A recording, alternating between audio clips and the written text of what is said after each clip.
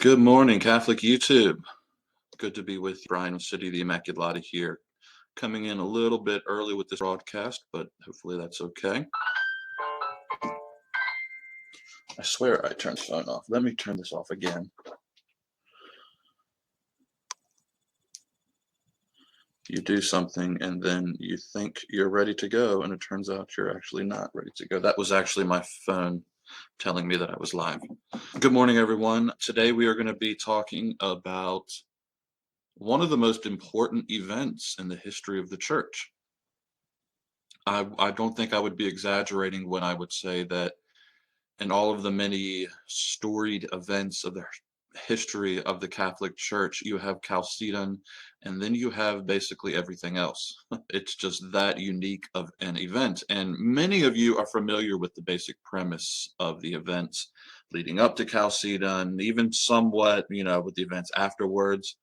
I do have to assume that there's people in the audience that are not familiar with it. So if I'm rehashing things you've heard, over and over again, I do apologize. But you kind of have to go down to what you would assume, and somebody, several people in the audience may not be familiar with all of these things. Whereas in general, I think Catholics are becoming more and more informed about the history, especially those of you that might be on like a YouTube channel watching these kinds of content. But basic setup: in the 3rd and 4th centuries, you have two, in the importance of this setup, even though there are more, there's always multiple like heresies or competing theologies taking place at one time. And the importance here for this particular lecture is that you have two competing Christological schools, that of the Antiochian school and that of the Alexandrian, both usually vying for power in Constantinople, the city, the capital of the empire that basically by default had the most sway in the East in the immediate sense. So to have the Constantinopolitan clerical offices, in particular the patriarch, and the backing of the emperor in particular, you were able to hold power. So of course, you would be looking to, and if you were in the East, to kind of have a monopoly on the capital of the empire. So you see these two back and forth Antiochian and Alexandrian schools vying for that power. Now, eventually, all sources were going to have to answer to Rome. And as we'll see, the East often waited with bated breath how Rome would respond. But in the back and forth tussle, Rome usually watched with, you could almost just picture like the Pope in Rome just kind of like hand on his head, like what in the world is going on in the East this time. The papacy gets word of what unfolds between the seemingly ceaseless rivalries of Antioch and Alexandria. Now, as a general rule, Antioch was known for its elevation of the humanity of Christ's nature, and Alexandria for his divinity.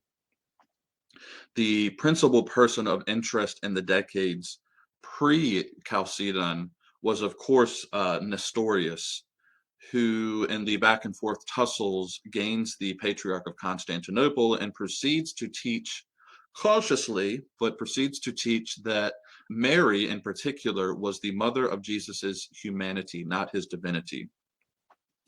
And he was fond of saying that she was the Christotokos, not the Theotokos.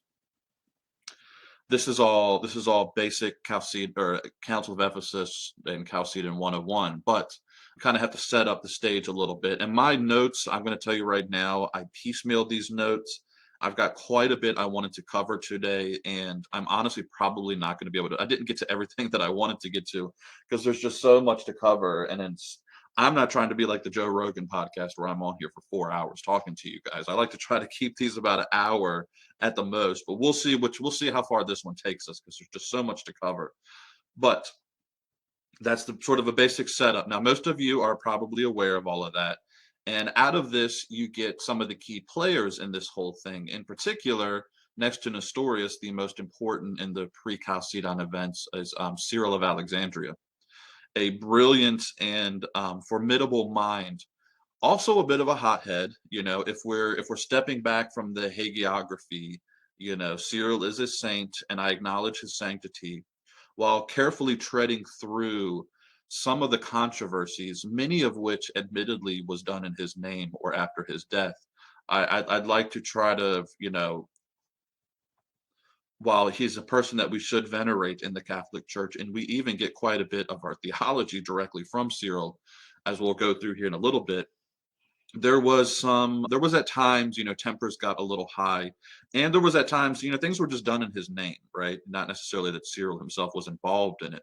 So we'll get into him in depth, but that's, just some of the key takeaways is that Cyril, per the Alexandrian school, upheld Christ's divinity, upheld Marius Theotokos, that is the God bearer.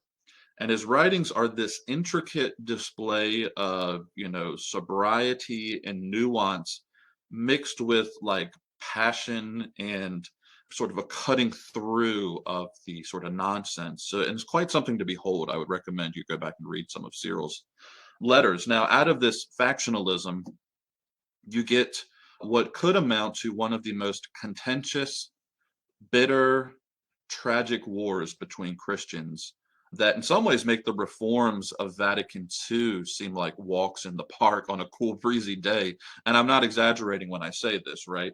I sometimes feel like we don't upplay as opposed to downplay the dynamics of this period and the consequences it has had on the church for 1500 years since.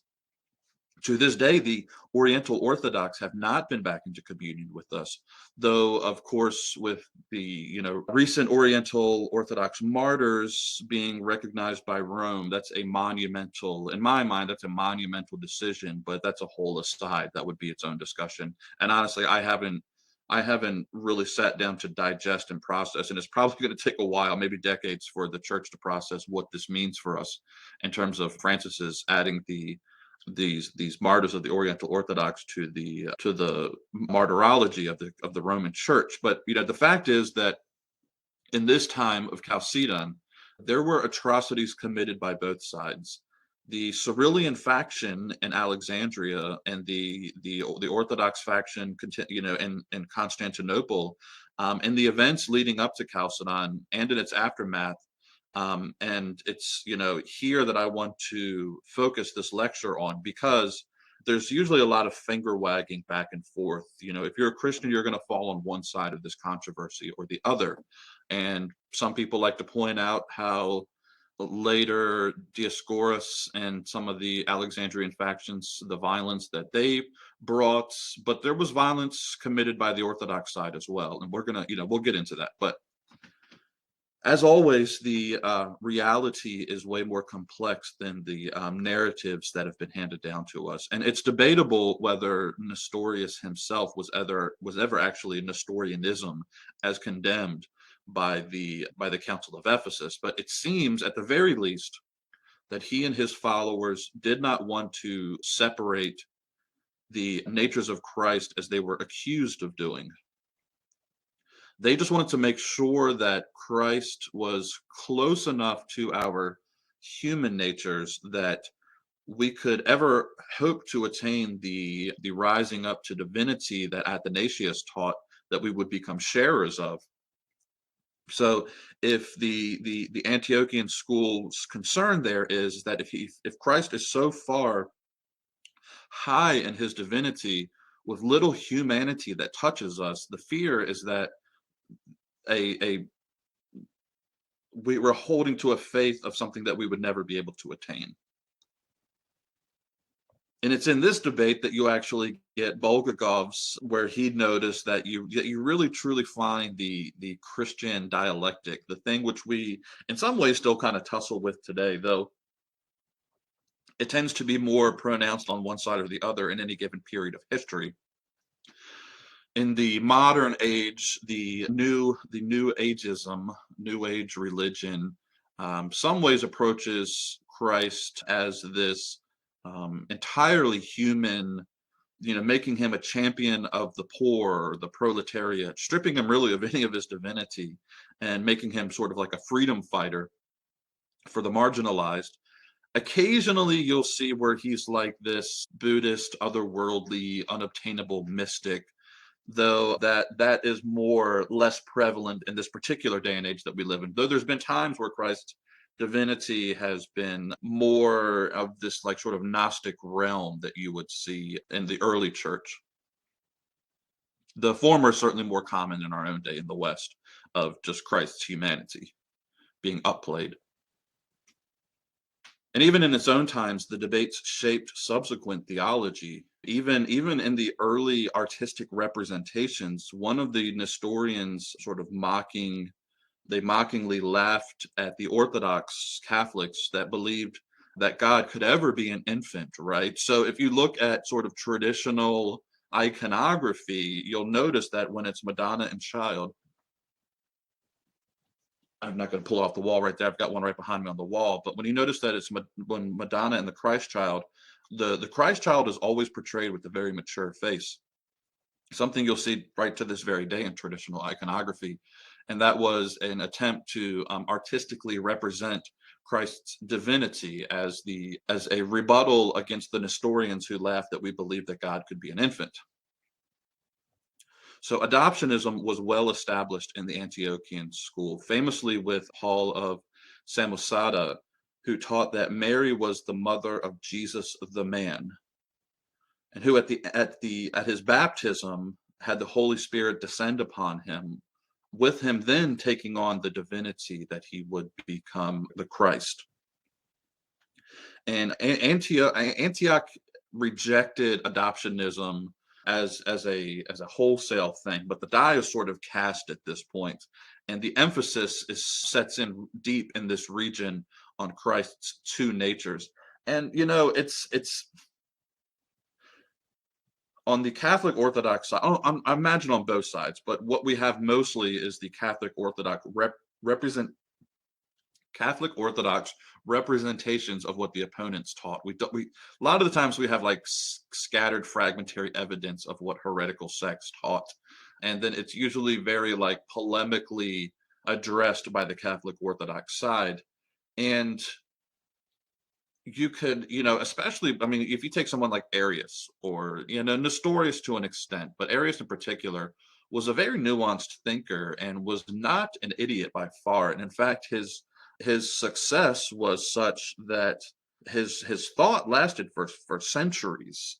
And the reason that it lasted for centuries is because it was such a nuanced way of reading scripture that it held sway. It held sway with people. So to sort of cast some of these opponents in sort of like caricature lights or strawmanning their arguments, it's an unfortunate thing. But in hindsight, many of us can sit down and begin the process today. It's been going on for some time, but like critically going back and reevaluating somebody like Nestorius or somebody like Dioscorus. So, but remember, Antioch, like Alexandria, could claim ancient roots, and it was proud of its place in the early Christian narratives. I mean, it's from Antioch that we actually first get the term Christian. Theodore of Mopsuestia, one of its brilliant theologians, believed that the Logos within Christ was like grace within the believer, and that Christ was so human that he was capable of truly being tempted.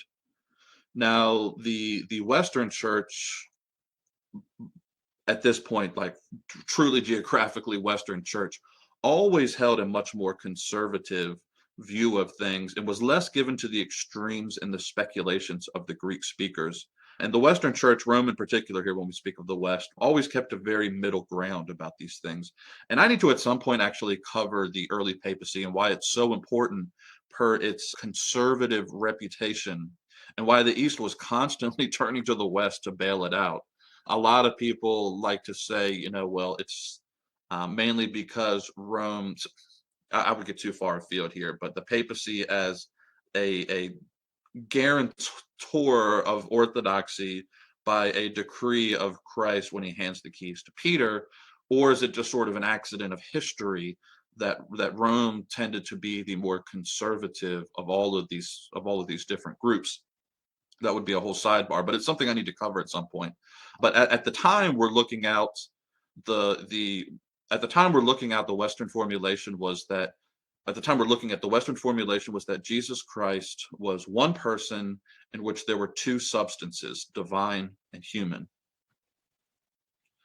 In the wake of Nicaea I, Athanasius promoted the orthodox cause of Father and Son being of one substance, which in turn set Alexandria on this course and sort of dialectical opposition to Antioch to the one nature controversy years later.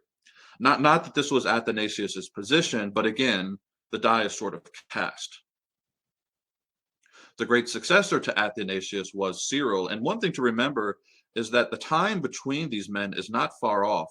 You have the patriarch Theophilus, then you have Cyril, and then you have Dioscorus, who we'll get to in a minute. But it's from Cyril's work that we get the concept of the hypostatic union. And keep in mind, the Alexandrian school has a long history of deep philosophical speculation, going back really to the brilliant Origen.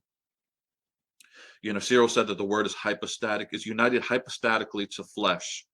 Though the natures brought together are different, they come together in a perfect unity, giving us one Lord, right? That's Cyrillian theology in a nutshell.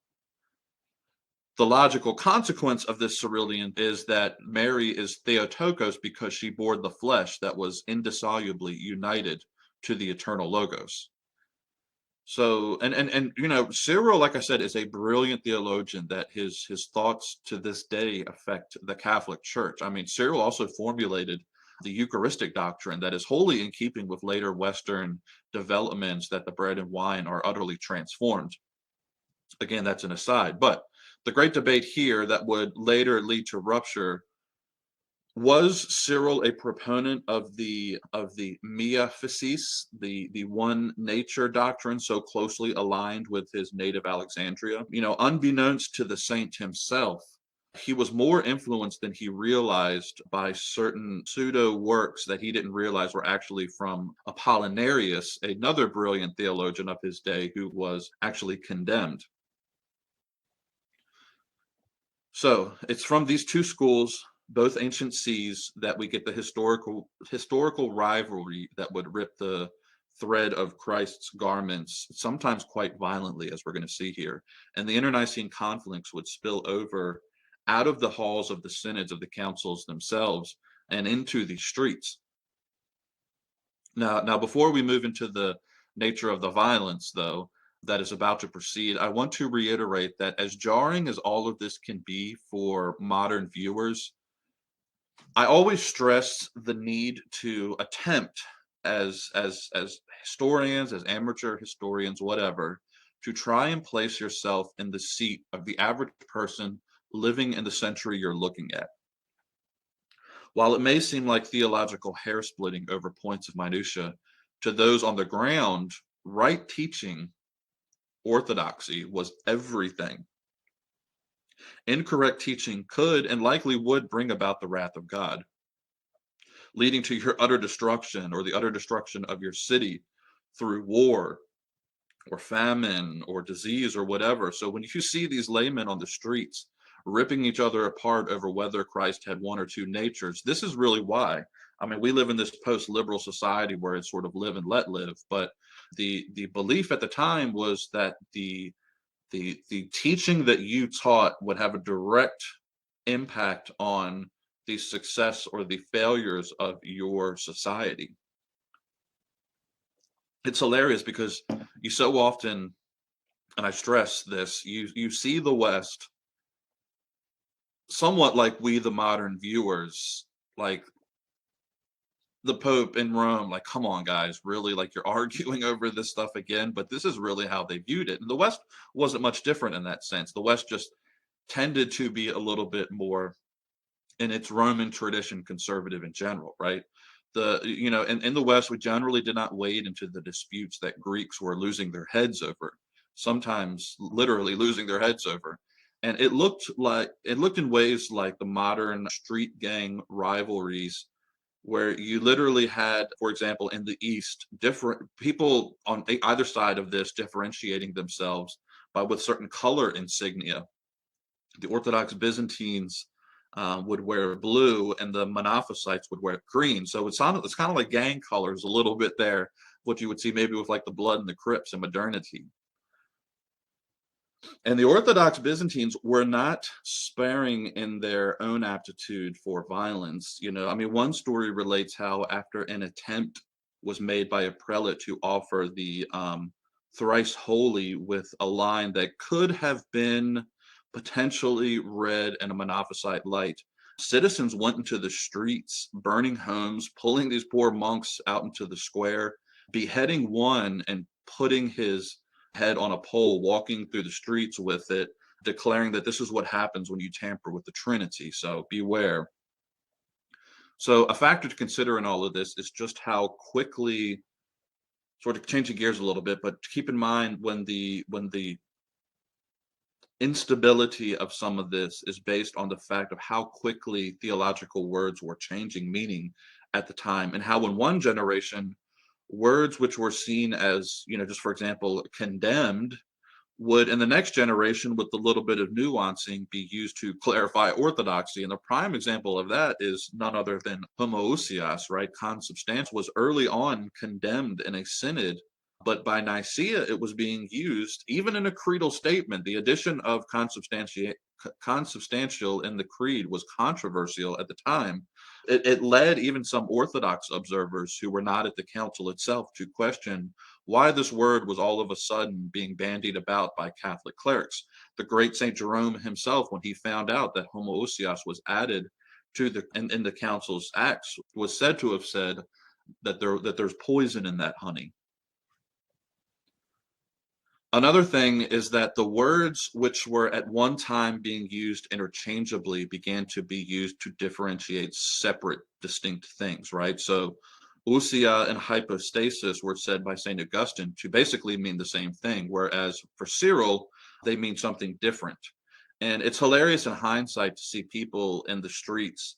I could imagine that today the equivalent would be, people on Twitter or on YouTube arguing over the nuances of these words and like ripping each other apart over which side you ended up falling up on. But it was all over the East. In a work by Richard Limbs called Public Disputes in Late Antiquity, he relates this hilarious quote from St. Gregory of Nyssa, and I have it here. Let me quote it in full. Gregory of Nyssa says, quote, "Every part of the city is filled with such talk. Everywhere in the public squares, at crossroads, on the streets and lanes, people would stop you and discourse at random about the Trinity. If you asked something of a money changer, he would begin discussing the question of the begotten and the unbegotten. If you questioned a baker about the price of bread, he would answer that the Father is greater than the Son, is subordinate to him. If you want to take a bath, the bath attendant would tell you that in his opinion, the Son simply comes from nothing," right?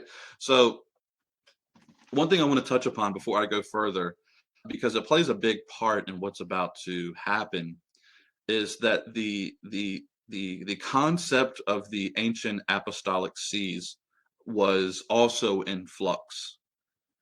These sees were positions of a certain place within the church, places of prestige, of power, of influence, and to claim that they weren't, that they were only titles of honor, sort of belies the fact that they were so hard fought over, even in their ordering of how we would order the ancient sees. So the first see, acknowledged by all, was Rome. And I'm not even going to go into what that signifies here. I'll just get too far afield, but The Roman see, due to Peter and Paul in the first centuries, is the first see recognized by all. The second see at this time, early in the church, is Alexandria. The third see is Antioch. So the three early primal sees are these three. Now, in the same period as all of this is happening, these first few ecumenical councils, especially around Ephesus and Chalcedon, you have Saint Juvenal, Patriarch of Jerusalem, fighting to get Jerusalem added, which it eventually was as the fifth see. Though in order to do so, it had to sort of tear at some of the prestige of Antioch so as to gain some territory to justify its being added. But in a major power grab, notorious even then in the Acta of the Council of Constantinople 381, Constantinople declared itself the new Rome and placed itself as the second see, which was immediately controversial. The popes refused to ratify that for centuries, and for good reason. I mean, for one, Constantinople was a newcomer on the scene. Now, there were attempts made to justify its place by going back to the Apostle Andrew, but leaving that aside, it gained its preeminence by housing the emperor from Constantine forward. But here you have this upstart wanting to call itself the New Rome, which was taken at the time by the papacy as potshots, as in, you guys are the old Rome, right? We are the new Rome. And then beyond that, it by default demotes both Alexandria and Antioch. For if Constantinople becomes the second see, that places Alexandria at third and Antioch at fourth. So it was taken by those sees as a demotion. Now, of course, Alexandria wasn't going to take this sitting down. Alexandria was constantly in the habit of bringing down the patriarchs of Constantinople, one after the other at times, not least of which was Nestorius himself, who Alexandria, through the influence of Alexandria, was condemned at Ephesus. And it would culminate with Dioscorus's men murdering Saint Anatolius in 458. But that's getting a little bit ahead of myself. Right now, just realize that all of these sees, with the exception of Rome, really had little concern, excluding the attempts of Constantinople to claim the title of Rome. All the rest were vying for the proper order in place, and Alexandria being demoted to third see would have lasting ramifications. Cyril's great opponent, as we've been talking about, was Nestorius. And while I think there is at times incidences where Nestorius is misunderstood, as we've mentioned, unfairly represented by his critics over the centuries, many historians have pointed this out at this point. But what Nestorius was not, and this is what I want to make clear with this, was he was not just some innocent bystander to the events out of his control. He gave as much as he received, and he was a very astute church hierarch in that sense. At times, he played his hand, flexed his muscles, so to speak, having his opponents beaten, flogged within inches of their lives. Not unlike what you would find the others doing, using sort of like oftentimes monks as these sort of thugs within the walls of Constantinople, as Constantinople was sort of prone to do at the time. Okay, so I'm pretty sure most of you are aware that Nestorius and the events which brought about his condemnation when he was thoroughly routed by Cyril at Ephesus. And Cyril, as I said, was just a noted powerhouse, just a force to be reckoned with. And he mustered all of his skills to battle Nestorius. Now, his home base, Alexandria, was probably the most insane city of the ancient world. I'm not even exaggerating. I mean, it's hard to find a comparison in the modern world to what Alexandria was like. One thing that kind of came to mind when I was thinking about this was maybe if you want to consider something like, if you've ever seen Gangs of New York, the early 2000s Martin Scorsese movie, in which you have these violent rivalries between these factions. that were constantly changing hands and were ever in the hands of the most powerful, kind of gives you an idea of what Alexandria would have been like. Cyril, saint though he was not above Nestorius at times in manipulating the mobs, usually, like I said, mobs of monks. And if you could imagine to these mobs of monks sort of helping push through certain agendas within and without Alexandria, because Alexandria had a lot of allies in Constantinople. So when you're sort of manipulating these powerful forces in your favor, Cyril would do so in Alexandria and in Constantinople, ever to the chagrin of Nestorius.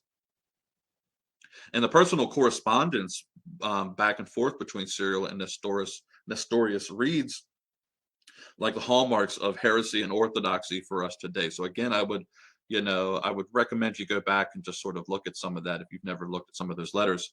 Nestorius's assaults on the Blessed Virgin Mother, in particular, brought the ire of the Alexandrians, who to this day, the Oriental Orthodox will vehemently defend Our Lady against any denigration, even as Monophysites, right, against any attacks on Mary's place as Theotokos. So as I said, Alexandria had powerful allies in Constantinople, lobbying for Cyril against the ecumenical patriarch, which they used to eventually call Ephesus. They used that influence to call forth the Council of Ephesus 431. And you cannot overemphasize the debate between Cyril and Nestorius, because it would have lasting effects on the events that would lead us to Chalcedon and beyond. So in a simple nutshell, and I'm trying to do all of this quickly, so hopefully I'm not losing the audience here, but in a simple nutshell, Nestorius accused Cyril of a form of docetism, which denied Christ's humanity. And Cyril, in turn, accused Nestorius and Theodore of Mopsuestia of adoptionism. Cyril, like Athanasius before him, but keep in mind, again, Athanasius was Patriarch of Alexandria, and Nestorius, both of them appealed to Rome for the council over this matter when they were arguing back and forth, something which would have lasting ramifications on the effects of the role of the papacy moving forward. But I'm getting a little ahead of myself. The Pope backed Cyril in this case and gave Nestorius an ultimatum, basically either submit to what Cyril is saying or face excommunication. So Ephesus is in some ways is as full of as many of the machinations that you would see take place at Chalcedon, right? The old saying, "Don't if you like sausage, don't go to the sausage factory to see how it's made." Well, in some ways, Ephesus is just right up there with Chalcedon. It would be its own talk, and it also produced the second, if you would count the Arian split as the first, the second great schism in the church, with the creation of the Nestorian Church of the East, later called the Assyrian Church of the East. The council acknowledged Pope Celestine's excommunication of Nestorius as de facto in effect. The papal legates were greeted as princes at this council, and Celestine's letter was hailed. Cyril had been thoroughly backed by Celestine, so Nestorius at this point was all but done and was wanting to exile. So there was, of course, after the council, even more machinations in the wake of Ephesus. Imperial forces allied to Nestorius. Now, keep with me. Even though Ephesus sided with Cyril, imperial forces in Constantinople, allied to Nestorius, used their influences in Alexandria to have Cyril arrested and his anathemas banned from being distributed. And love or hate his methods, as they are often more worldly than heavenly in this sense, Cyril clearly won at Ephesus. There's no doubt whatsoever about it. And demonstrations were held in the streets of Constantinople, where monks, including the famous hermit Dalmatius, marched to Emperor Theodosius II's place of residence, calling on him to ratify Ephesus, to clear Cyril and condemn the patriarch of his city.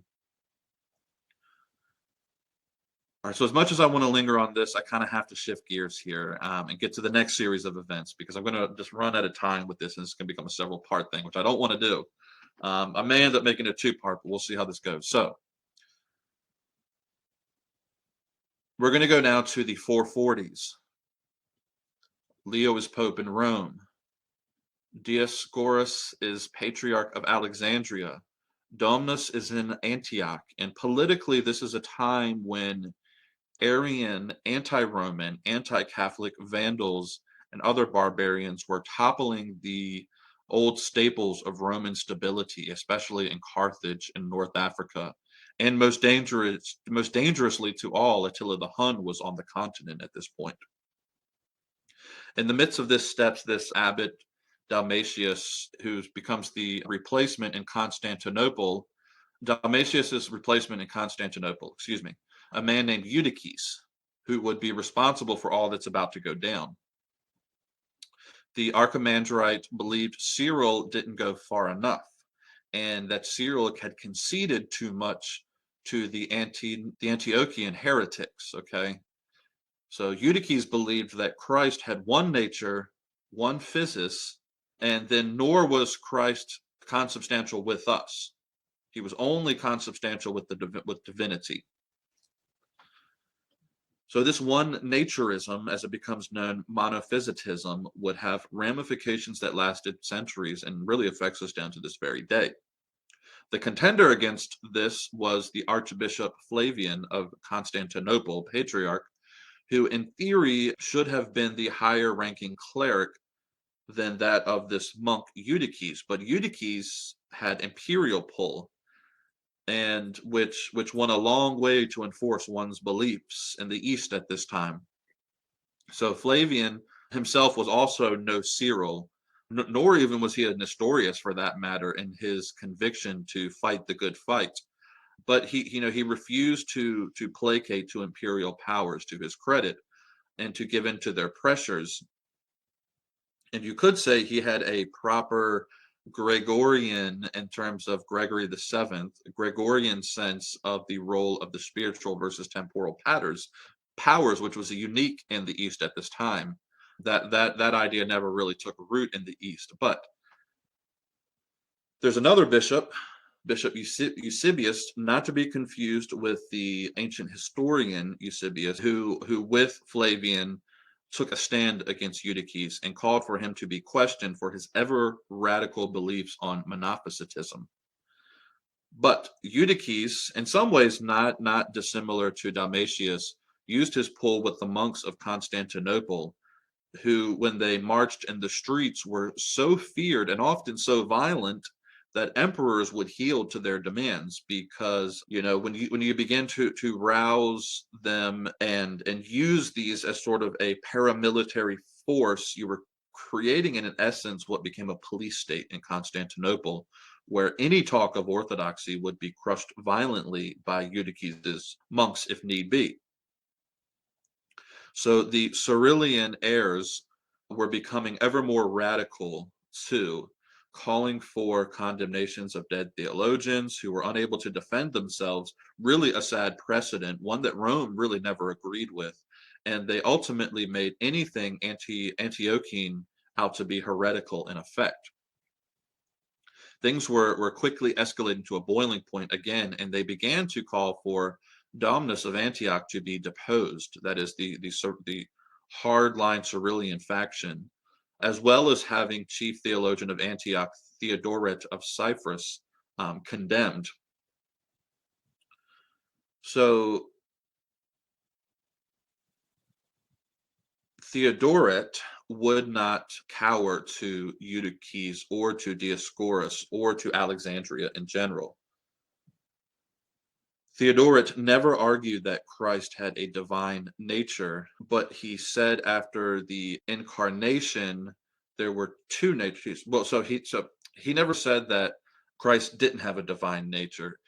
He said that after the incarnation there were two natures and one divine person, or proposon. So he in turn condemned Eutyches for teaching that Christ took nothing of the Blessed Virgin Mother's human nature, calling him out as something as Eutyches. He called Eutyches out as a modern day Gnostic. So Eutyches did what they all did at this time. He appealed to Rome.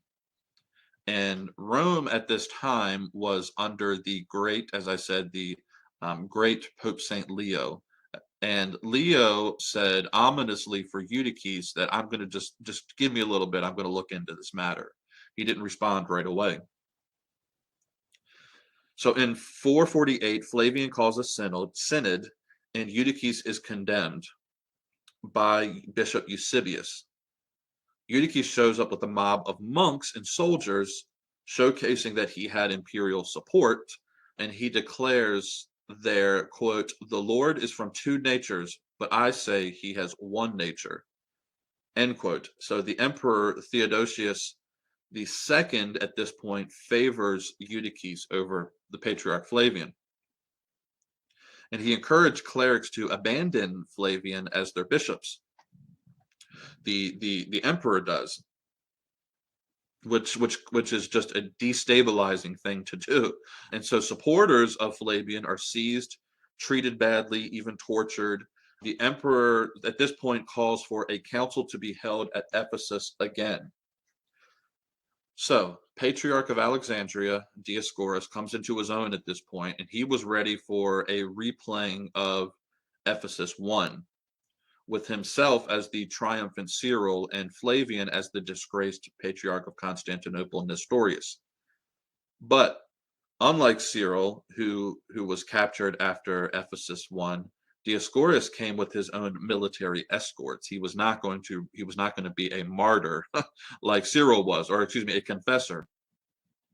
So with his military escort, it turns out what really, I mean, all of these people really just amount to sort of paramilitary thugs in the street, right? So don't even think like military as this like unified thing. He basically shows up with his thugs. But Eutyches, unlike Cyril also, was not good at handling multiple sides, and he proceeded at this what would become known as the Council of Ephesus II, really just to take off all sides. And he blusters and bullies and manipulates with none of Cyril's finesse. So he thought his backing of imperial forces under Eutyches would be enough to carry him in the day, but he didn't account for one factor. Excuse me, I'm convinced I'm mixing names here. Dioscorus, unlike Cyril, was not good at handling multiple sides, and he thought that with his own thugs and with the imperial forces of Eutyches, that it would be enough for him to carry the day. But like I said, he didn't factor in one thing, and that is Pope Leo the Great. And Pope Leo was no one's fool. He knew Constantinople was vying for powers it didn't rightly possess. And unlike some of his predecessors, he almost instinctually knew all sides in the East, Orthodox and heretical, would be using imperial forces to push through their positions. But he saw orthodoxy as being above any earthly power to wield. He saw himself heir to the throne of Peter as the keeper of orthodoxy. And he was the papacy really come into its own. And most historians acknowledge this. So when he becomes aware of what happened at the Synod of 449, he wrote his famous infallible tome. The tome, as many speakers and writers have noted over the years, is a monumental work, a bastion of orthodoxy for all of us to study going forward. And as the Oriental Orthodox would later rightly cede, it was the papacy dictating terms in ways that has been a bit embarrassing for the Eastern Orthodox, who have to sort of bend and twist to get around its clear language, its clear authority. I mean, he affirms without deliberation two natures in one divine person. Eutyches, he says, is a Manichaean and no disguise. But before, so the popes aren't necessarily controlling events in the East because things are happening and the papacy's, habitually responding to these things. It's just the nature of the transmission of information at this point. Second Ephesus convenes in 449, Dioscorus heads it. He refuses to seat the papal legate. He blocked Flavian's representatives from defending themselves. He brings in this radical monk, Barisalmus, and his thugs who were present, ever ready to get violent against any talk of two natures. Dioscorus's notaries doctored up anathemas, plagiarized bishops' signatures. Eventually, Flavian himself was attacked. Someone heard Barisalmus, who was witnessing this attack on Flavian, someone heard Barisalmus shout to the attacker to slaughter him. And unfortunately, Flavian dies 3 days later. And it's a horrendous series of events. Leo's legate, witnessing all of the treatment of Flavian, though he had been silenced, stood and shouted a word that resounds to us down to this day, contradicitor. In Leo's name, he was delegitimizing the entire council with one word. Though, of course, heretical bishops would fail to listen, even if they understood his Latin. Regardless, Hilarius fled in disguise and went back to Rome. Hilarius, being the legate, went back to Rome, reporting the events to Leo. In the meantime, Dioscorus and Eutyches used their powerful allies to ratify Second Ephesus and began a campaign of enforcement and deposed several Eastern bishops. Eusebius fled to Rome to rally behind Leo. In retaliation, Dioscorus declares Leo excommunicated. Leo heard all of the events and in an appalled state began to rally opposition immediately. He declared the council latrocinium, a term that the East would adopt, which basically means that Second Ephesus is a robber council. He didn't appeal to the emperor to get permission over this. He acted on his own authority. And the two most consistent players in this, coming down to us historically, and these may be fighting words I'm about to say, but it's the Catholic Church and it's the Oriental Orthodox, both of whom clearly see what Leo is doing. He was playing the part of someone who believed that he had the power and jurisdiction to act on when he saw necessary. Now, at times, if we're honest, all sides have to account for things that do not historically seem to back their positions. Leo in the 440s does not back an Eastern Orthodox ecclesiology of 2023, and he is venerated as a saint by them, so it's not something to dismiss here what's happening. To be consistent, we have to say that the Oriental Orthodox have a point in pointing out what happens next. The Second Council of Ephesus has, by all visible signs, the same imperial backing as the previous councils. Rightly or wrongly, how it was held out and carried out, it looks on paper to be legit, and by certain standards of reception, it was legit. The Oriental Orthodox hold it as a legitimate council ratified by the emperor, much like the way that they would consistently hold to First Nicaea or Constantinople or Ephesus. And the One Nature Party for centuries held out. It's another thing to keep in mind. At times, they even held sway, and this is where I think I'm probably going to have to turn this into a two-part lecture, because events are not going to end with Chalcedon. The Monophysites go on for centuries, and at times they are the position that's in power, and at times they seem like the position that's actually going to win the day in terms of the majority, and it's quite an astonishing series of events. Providentially, though, for us Catholic Orthodox out there, the Emperor Theodosius II dies in 450, turning all the Monophysite party's wins into a tailspin. His sister, the ever-powerful Pulcheria, an Orthodox-leaning woman herself, marries Marcion, and the two of them turn the tide in the immediate sense.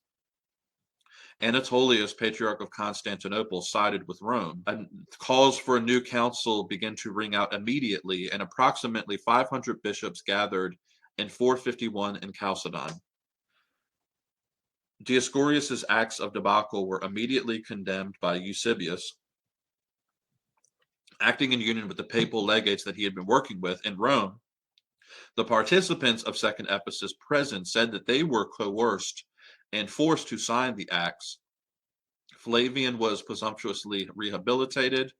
Dioscorius was in an act that that really at this point begins the formation of the Oriental Orthodox Church. Yet the council really needed to walk a balancing act of theology, and it's an amazing, amazing council by all, even secular historians, I think, would recognize, because on the one hand, you have Nestorius condemned. On the other, they were condemning Eutyches. So where's the center in all of this? The answer is found in Leo's tome. And officially, Leo's tome was doctrine when it was penned. But Dioscorius refused to have it read at the Second Ephesus. So here at Chalcedon, it was read with this air of triumph, with exclamations from the bishop present that Peter had spoken. There are multiple attempts to dismiss this because afterwards the bishops deliberated on the tome, but it's really kind of a moot point because, one, Leo himself saw it as official. So it's conjecture what would have happened whether the bishops had tossed it or altered it. But one thing is certain, Leo wouldn't have accepted it, right? So we would be in a lot of speculative history at that point of what the future of the church would have been. As far as Leo was concerned, it was penned, it was doctrine, it was done, okay? And two, they didn't alter it. They accept it as the official teaching of the church. So their deliberation is effectively a null point for either side to use for or against papal arguments. The Monophysites went on for centuries deliberating on the Acts of Chalcedon, but Eastern Orthodox claims that therefore the Oriental Orthodox ecclesiology is incorrect because they were deliberating on the Acts of Chalcedon, just like these bishops were deliberating on the tome of Leo. So anyways, it's kind of a separate subject altogether. I get kind of lost in some of this stuff, but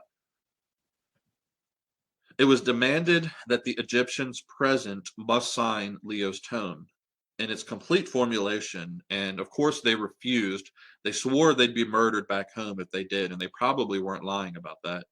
A major point of contention, though, in debate at the council was over whether Christ was born of two natures, which the Monophysites could agree to, or if he existed in two natures, which they couldn't agree to, and which was clearly the position of Rome.